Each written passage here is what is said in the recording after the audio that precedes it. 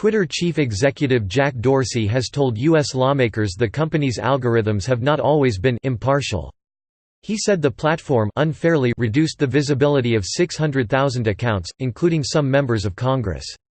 But he was unable to immediately say whether a majority of them were Republican, Democratic or otherwise. Mr. Dorsey is being questioned by senators over allegations that Twitter censors conservative voices. Several Republicans, including U.S. President Donald Trump, have accused Twitter of bias, which the company denies.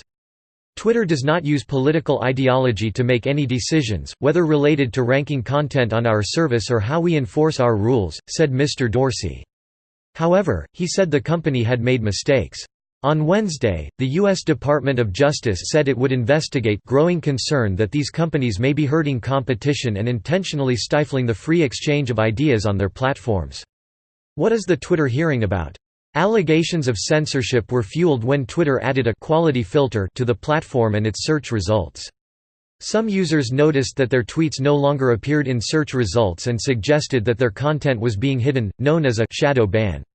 Mr. Dorsey told senators that the platform used hundreds of signals to decide what to show, downrank and filter. "We do not shadow ban anyone based on political ideology," he said.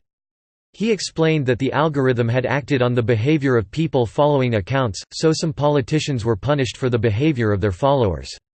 "It was unfair," said Mr. Dorsey. "We corrected it." Several senators in the hearing said the investigation was a waste of time.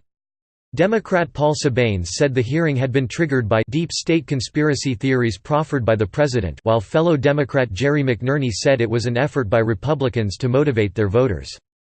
President Trump and many Republicans have peddled conspiracy theories about Twitter and other social media platforms to whip up their base and fundraise, said Democrat Frank Pallone.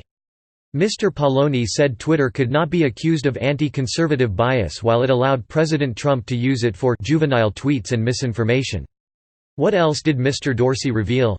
Democrat Eliot Engel asked why Twitter did not require people to verify their identity when registering an account.